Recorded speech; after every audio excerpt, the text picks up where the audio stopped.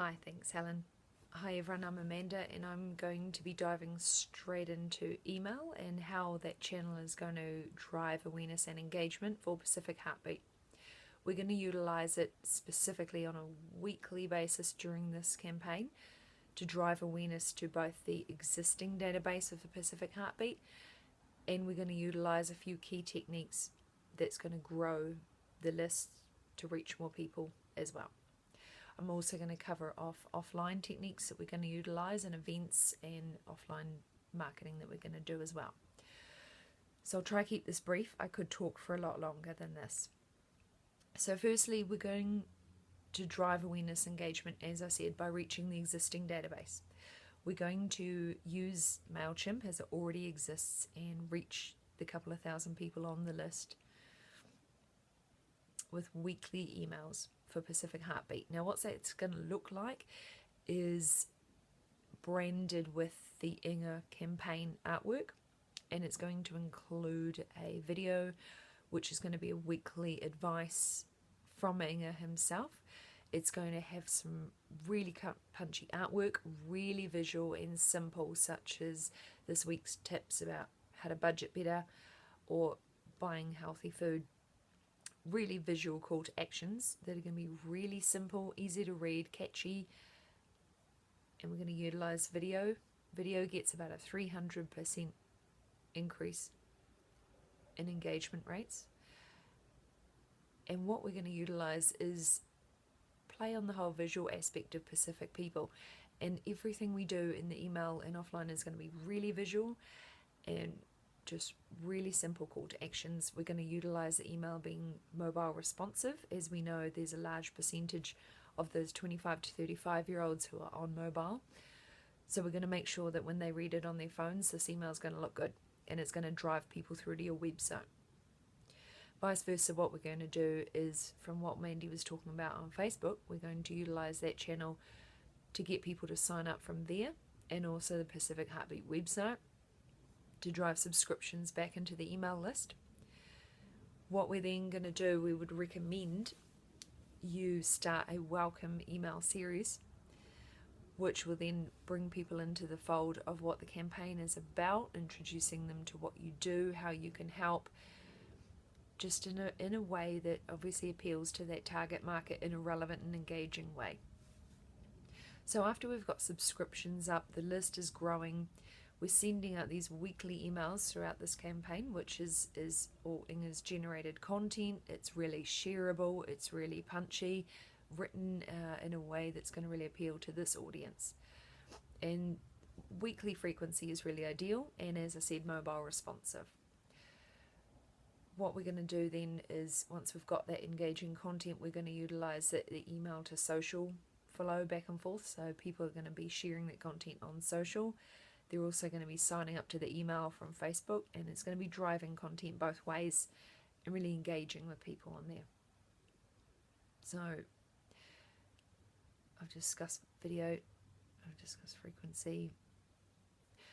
What we also recommend is that with email, it's a really great platform for looking at segmenting your database to reach people more specifically. And something you can do in email is segment by perhaps language or region or country where people have originated from.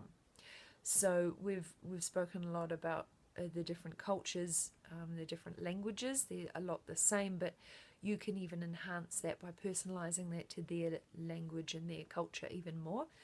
So you can say hello in their own language with their name in the email, and maybe use dynamic content to change out something that pertains to their culture specifically, so that's really going to be a more personalized experience for them.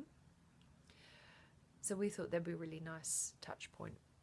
Now, budget wise, we'll touch on measurement just now. MailChimp, you can send a few thousand emails at no cost from MailChimp, so this is really the most cost effective channel with the highest returns that there really is, and this is the best way to drive traffic to social and your website.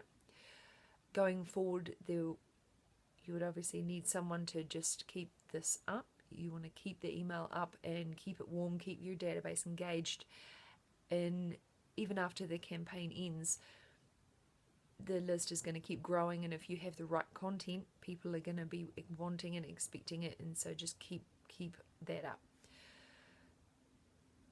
Beyond that, what we're looking at is offline. Now, we mentioned we're going to do a few offline events. What we're looking at is during the course of this campaign, we can go to the Otara markets, where weekly for $30, get a stall, go down there and have some representatives get down there and just raise awareness right in the community where the people are. Have the face-to-face chats, and we thought we'll do something fun, like we'll have the Inga challenge.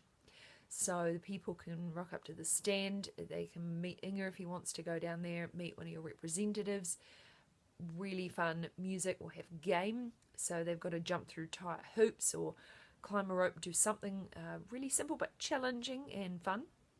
And then they can help themselves. You give them out a piece of fruit and a bit of flyer.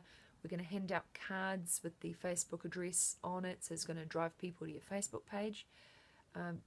Call to action, so like get online, join the campaign. Hey, this was fun. Get on board with Inga and learn what else you can do to be real fit and healthy and budget and look after your family and so on.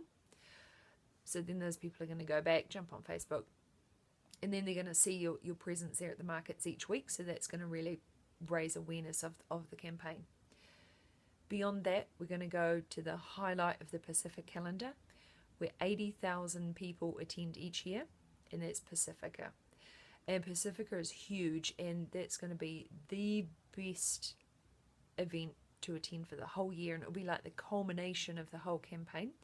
We'll have a stand there. It'll be really fun and engaging. There'll be lots of events going on. We thought you could have a beautiful big wall with a flax flower on. People can come up and write down their advice or their inspirational thoughts, their goals. And then you can take that away after that event and then put that in the office and then publish some of their comments on your Facebook and share it around and make a really engaging social event out of that face-to-face fun touch point. The next event we can go to after Pacifica is Polyfest. Now that they're both in March, a few weeks apart, so it's going to be a really great summer end of campaign, really pushing the awareness, inspiring people, handing out marketing materials and just being there to talk to them in person. It's going to be really awesome. They're real cost-effective ways to just get out there and have a presence in your target market at the right events at the right time. So that's where I'll sum it up right there, and I'll hand it over to Peter.